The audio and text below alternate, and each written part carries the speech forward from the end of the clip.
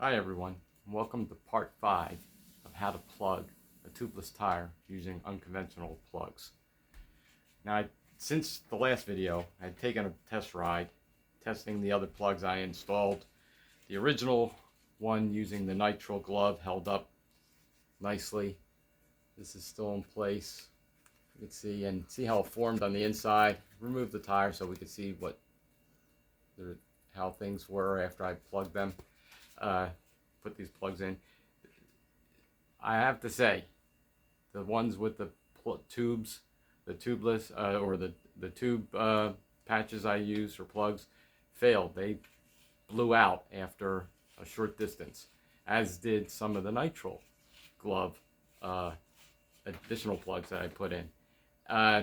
So I decided to come up with a better idea. But anyway, before that, let's take a look at some of these other plugs. This is the stands plug. On the outside, it looks like this. Okay, it installs. You push that plastic piece in just enough so that the strips are still sticking out, but that reacts with the sealant, forms a nice seal. I did then use the Dynaplug. You can see here, Dynaplug. That goes in that way, and I really like the Dynaplug tool. It works really nicely. Works sort of like a, and it does react with the sealant and forms a nice plug. So what I decided was, I think you still use a butyl tube, parts of a old inner tube.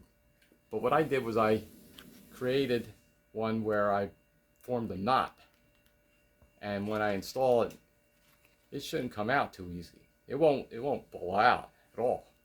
So I'm going to try that. I'm going to be mounting the tire up and testing this shortly. So stand by for that video with those results. So what I did basically is take this tube and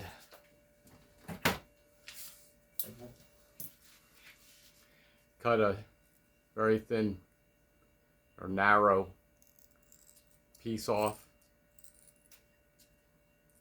like that.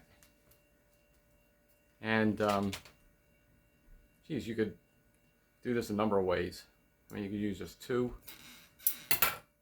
I think just two, and you put a knot in the middle like this.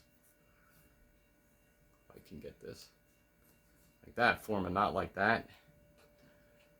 So it looks like this. See that? And then shove it onto your bifurcated tool like this, or maybe even a screwdriver you can use to install. And what I'll do is I'll just remove this one like that from the inside, of course, and then we'll try. And then, of course, when the tire is mounted, it might work a little differently, and I'll have to try that once I get the tire mounted, and just install it like this, and voila, it's in. And I think that, along with the sealant, will do a great job. But I'll only know when I finally get this mounted up and tested. So, stand by for that video. I'll be back after I give this a full test. All right, I'll see you later.